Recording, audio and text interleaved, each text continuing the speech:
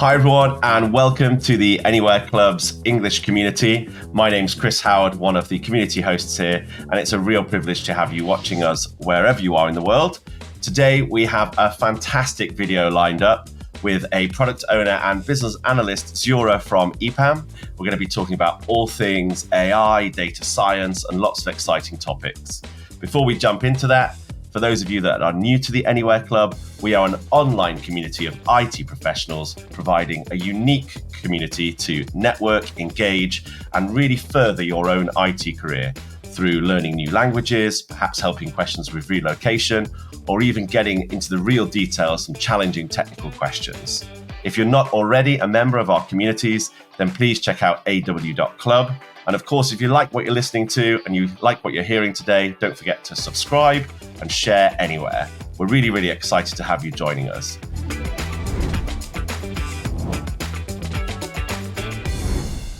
So without further ado, I'm going to introduce Zura to tell us a little bit about herself, her role, and then we'll jump straight into our interview. So over to you, Zura. Hi there. Hi, Chris. Thanks a lot for inviting.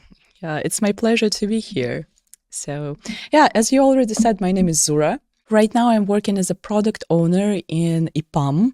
So we are working on different kind of neural networks for the internal use in the company. So before that, I was a business analyst for a little bit less than 2 years, and then switched to the product owner tasks. By the way, it was quite difficult because I thought that it's very, very relative tasks and relative responsibilities, but in real life, they differs a lot. The first one that immediately comes to me, and you kind of explained that you weren't necessarily in the IT tech world, then you moved on a little bit further in your career, ended up in a BA capability. Did you study something particularly mathematical or kind of technical, analytical in order to have that background and what you've mentioned around kind of data science and computer vision, etc.? Or was this really just a thing that happened overnight and you found yourself where you are today? That's a very good question. Actually, I don't have any engineering higher education. I have the economics one. So frankly speaking, I had a lot of math in university. We had like linear algebra, advanced math. And when I remember, we have the subject of econometrics, which is about building the models in economics. And when I was a student, I was like, when I will use this knowledge? Where is there any situation in future that I would need it? I had never been thinking that my daily working life will be connected with correlation, dispersions, with all of these things that we calculated on the subject in university. So answering your question, so my math knowledge isn't so deep as in comparison with data scientists, for sure, because their knowledge of math is like hardcore math. But for me, I know stat, I know linear algebra, I know statistical methods in order to work with your data. But if we're talking about hardcore math, which is used inside of the model itself, probably no, I don't have such knowledge. And for the product owner and business analyst, I would say that the most critical hard skill, or I would say the feature, would be the analytical thinking. So you need to be able to build the logical sequences, and you need to know how to check your hypothesis based on the data and based on the numbers. So I think that statistical knowledge and like basic linear and basic advanced math will be very beneficiary here. But I know some people who didn't have any math in their university and they still succeed in product ownership and business analysis in different sphere, not only in machine learning. But here, it's very critical to know the base of the statistical methods, like regressions, K-trees, and it will help you to validate your business hypothesis. Because in machine learning project, you see the product owner not only responsible for the business hypothesis. Product owner always need to have a feeling if data prove this business idea, because sometimes people think that some of the factors can influence the process and have some of the weight, but when you're looking at the big data, when you're looking at the bigger scope, you see that there is no so pattern, and data do not show a proof this hypothesis. So in order to do that efficiently, I suppose their statistical knowledge will be super useful. For those perhaps listening, and particularly from your position as a BA/product owner, you mentioned you recently started to get involved in that. Are there any kind of particular tools or programming languages that either you're using perhaps on a day-to-day or actually are just really well placed for this kind of hands-on data science type of work? Mm-hmm. Very good question. Yeah. Frankly speaking, if we are talking about languages, the programming languages, so the only one languages that I can say that I know, this is SQL and probably BigQuery. Yep. So Python, I am not very far from the hello world stage. so I can read the code, but I'm not very good at writing it for sure. So, but still I can understand what kind of entities and functions are used in there and what kind of the tasks probably they're solving. And concerning the tools, I think that's a very good question, and probably it can be useful for our listeners. So besides typical product owners and business analyst tools of Jira, Confluence, Miro, BPMN, UML, and things like that, I would focus on those which are specific for the machine learning. First of all, Jupyter Notebook. This is a very useful application which would give you an opportunity to work with the huge data sets and to build analytics and to find some patterns in it. So you don't need to have access to all of this data. You just need this application which will allow you to build statistics, to build graphs, to find patterns, correlations, and to check. For example, if you have newly trained model and you just want to check how it behaves on the edge cases. For example, you have object detection algorithm and you want to check how it's working on the night scenes. Yep. So you need to know the statistics overall, right? In order to do that, I recommend to use Jupyter Notebook in case you have the Python stack in your project. Probably most of the data scientists are already familiar with this tool, but for the product owner, I see a lot of benefits of using it. Yeah, because it's the great thing to manipulate with the big data and with your data sets, which are huge in machine learning cases.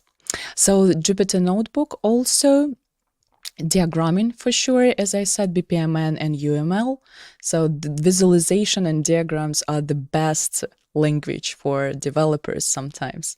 Yeah, I think that the best tasks is described when you have like user story, acceptance criteria, some documentation, and visualization. So based on my experience, this is the best setup for any tasks for the developer. And any kind of other tools. There are specific libraries for the graphs, like pandas, different kind of libraries used for their data scientist activities. I'm not like the main end user of that, but sometimes we also use it for the visualization in order to understand what is happening inside of the model. So pandas as well. Probably these are the main ones. Just for your understanding, as a product owner and business analyst, like the main work is happening in Jira, Miro, and Confluence. Yep. So, but when you want to touch the model itself, it's Jupyter Notebook. I mean, that's a perfect list, I think, for anyone tuning in. Perfect list of the kind of base foundation, but also some of those more specialized ones, which I think are certainly useful. And listen, I'm absolutely with you. Many people who've listened to know that I'm not the most technical, so I'm not even at the hello world stage yet. So I wouldn't worry about Give that. 5. So absolutely. So I know that you have touched upon already, you've teased us a little bit around machine learning. We know it's a very hot topic at the moment. So let's jump into kind of that topic, and no doubt we're going to start talking about AI as well. I'd love to know a little bit more about computer vision. So you've mentioned around object detection, that kind of stuff. What can you tell us a little bit about that? And I think that's going to give us a great opportunity to then move into the whole machine learning kind of conversation. Sure. The computer vision is the field of artificial intelligence when you're working with pictures, right? So as an input, you have some kind of the picture. So it shouldn't be only cam picture. As I already said, it can be different kind of sensors like radar, lidar, and so on and so forth. But for us, as for the users, the most popular use case, I would say, it's the face detection, for example, on our phones. So it's one of the first features which occurred and like globally, and everyone probably already known about this. So computer vision is mainly about supervised learning. So as I already said, it needs labeled data in order to be trained on. So let me just step back and add a little comment here. What is it? Supervised, unsupervised learning, and how it differs. So sometimes supervised learning is called like learning with a teacher, when we are showing to the model that that's the right output, that's the pedestrian, that's the vehicle, that's the face, that's an eye, and we are labeling that. So in this case, model have the ground truth. The ground truth is the special name of this data, which is like a golden data set for your neural network. So at the opposite, there is another approach which is called unsupervised learning. So here you have the huge amount of data and you are just feeding it to the model without labeling, and model itself just clustering it and defining any kind of patterns in this big data, and do it by itself without any input. Is it right? Without any golden data set here. So coming back to the, moreover, I will add here, so it will be important to say that also reinforcement learning approach is very popular right now. It can be applied actually for supervised and for unsupervised, as I know, but reinforcement learning is about playing a game with your neural network when you are saying this answer is right and this one isn't right. For example, likes and dislikes and social networks can be counted as a tools of reinforcement learning.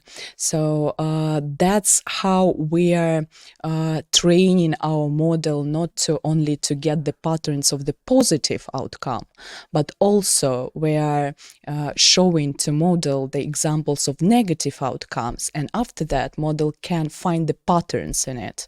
So it's how enriching your model, not only concentrate on their positive outcome, but also mistakes are taken into account. For example, in different kind of services, you can see the hide option when you can hide something.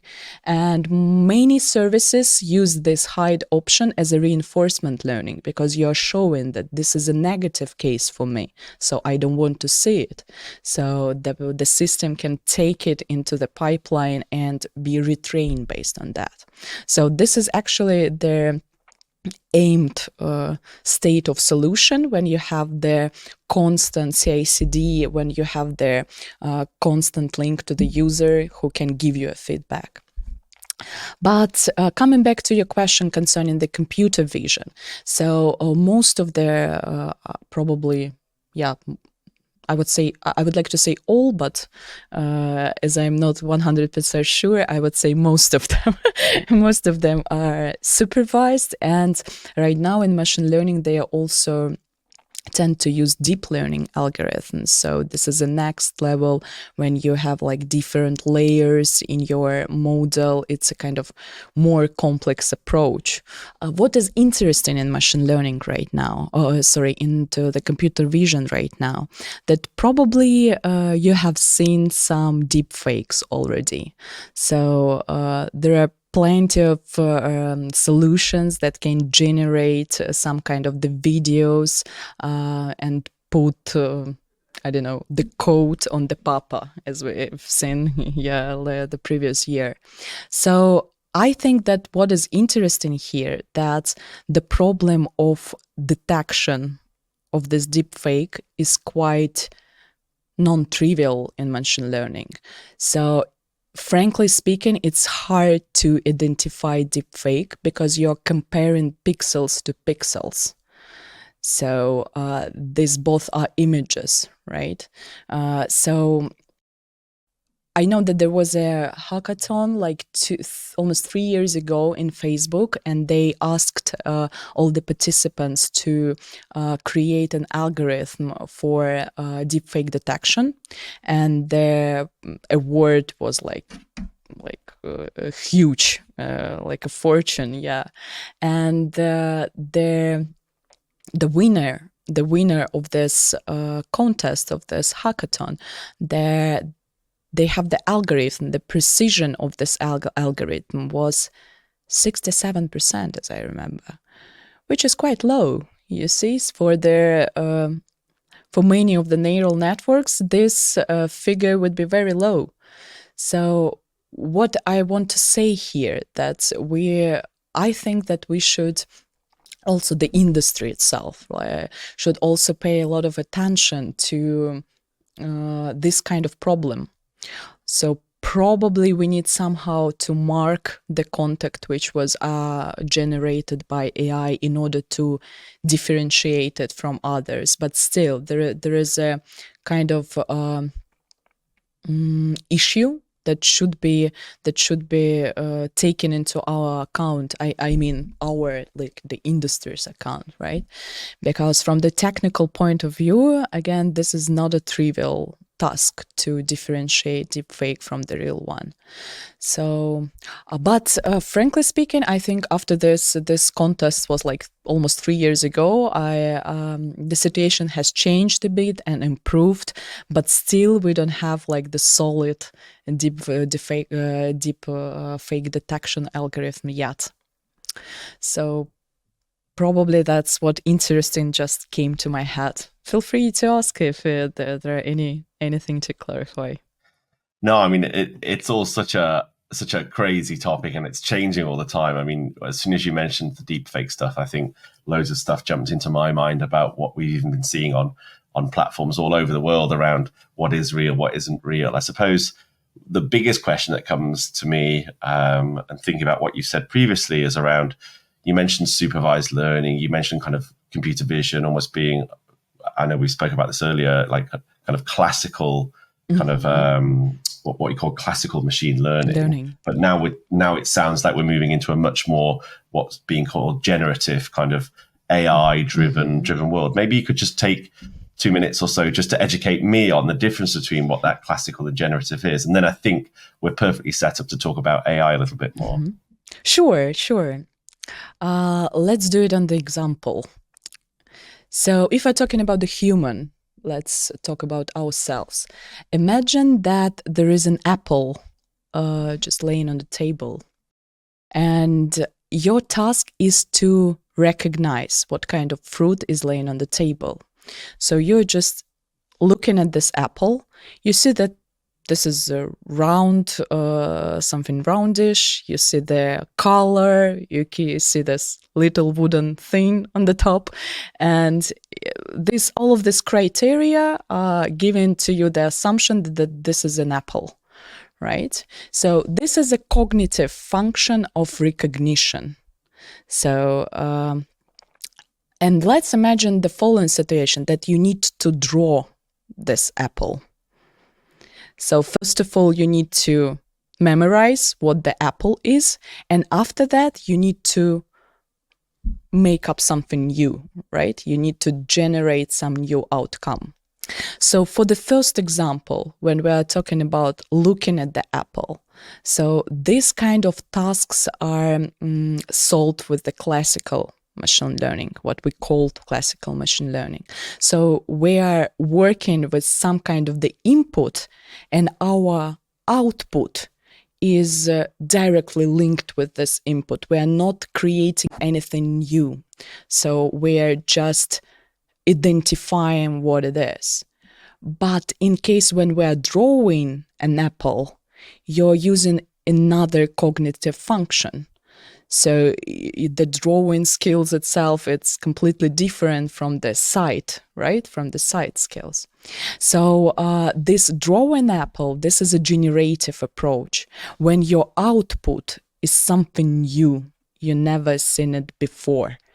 So the generative AI is a kind of subfield of AI when at the output you have some new entity which wasn't in the input.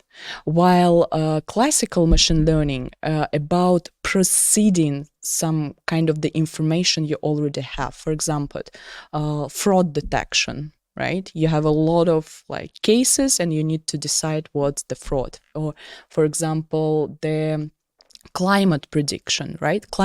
Predictions, by the way, isn't trivial task for machine learning as well. It seems like weather, there is nothing difficult about weather, but in real life it's super multifactorial task, and there are a lot of parameters which can influence that. So for the classical machine learning, we are working with the input and doing something with it. In the generative AI, we are creating something new. For example, when you're chatting with GPT, it gives you the new output. It gives you the new reply. So this is a generative thing. Or for example, when you're using DALL-E, you're generating a picture that never existed before you're started working with that. So this is a kind of generated thing. And if we're talking about the technical part of this question, so the approaches are different. So if we're talking about generative AI, so here we are working with a kind of semantic environment. For example, you have a cat, right? You have a word cat, which is like sound. You have a text cat, right, which is written. And you have a picture of cat. And all of them are cats, right? But different format, different data format. So the meaning of the cat, that all of them are cat, let's imagine that this cat, we have some coordinates of this meaning. Yeah, so like N and X. And in this case, you can work with this semantic cloud. And if you know that you want a cat, you can simply generate the sound, the picture, the text, and everything like that. That's how the generative, in very simple words, as non-data scientist, trying to illustrate the difference between classical machine learning and generative, because generative AI is working with different kinds of data, and in order to work with all of them, they have the semantic, how can I say, field where all of the meanings are collected. That's actually how our head works, how our brain works, the associative parts and things like that. And for example, you can see that pear and apple are close to each other, while, for example, ocean is quite far from this. I mean, the coordinates of this word. So these relations of this semantic meaning of the words helping us to use it in generative AI. So that's where the embeddings are usually used. So these distances between words helping us to generate it from the text to the picture, from the speech to the picture, or to the text, and to vice versa. Yeah. I hope more than 2 minutes. Sorry. No problem at all. It was very helpful for me, certainly to kind of play it out in my own head as to understanding the difference. And I'm sure many others listening have found that as well. So in our last kind of, I'd say five or so minutes, I'd love to spend a little bit more just to hear about some of the advances in AI, and in particular, maybe some of the projects that you're excited about. I think none of us can deny that it's a fast evolving field that's changing all the time. There's lots of hot topics, conversations. two-part question really. Is there something you've been involved in, or kind of practical application of AI in particular, thinking about what you're doing on a day-to-day that's kind of interesting you might want to share? And secondly, what's something perhaps on the horizon that's exciting you, or that you're kind of looking forward to feeling or getting more stuck into in terms of the AI space? It's kind of free conversation really on this one.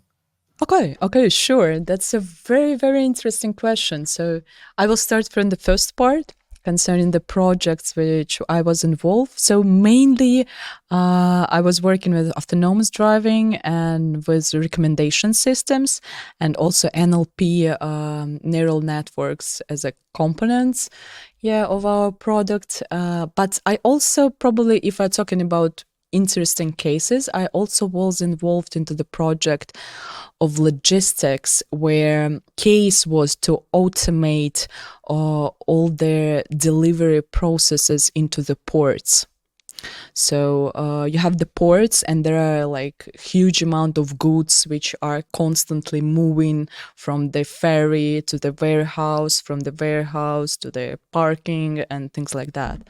So that was pretty interesting, because you have like the long queue of different kind of hardware which is included into this process, and the whole pipeline should be automated. And here it is, the object detection, different kinds of sensors, like different actually AI applications, and it was one of the probably most complex projects I took part in. And another one I would also like to remind. This one, it was connected with a very interesting actually platform. This is a cloud-based platform which is made for the data scientists in order to keep all the pipelines in one place.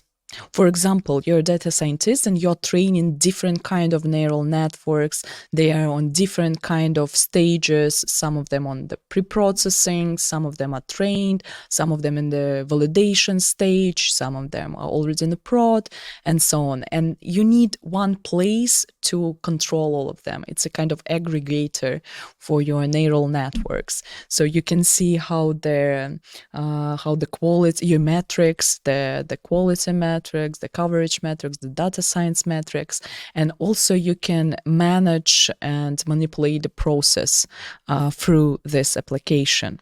I think this is very fascinating, because most of my colleagues, I suppose, they would be happy to use such thing. So probably that's it concerning the projects. But the second part of your question, even more thrilling, I would say. So as for me, when somebody is asking me, what is the best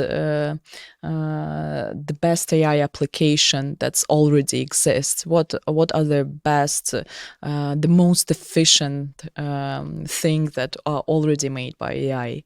So here I would say that my favorite is AlphaFold. So this is a neural network made by DeepMind, and actually it was made about 2 years or even more years ago. It's not something brand new, but the topic which they touched, it's very, very important for the whole humanity. So their task of this model is to generate structures of the proteins.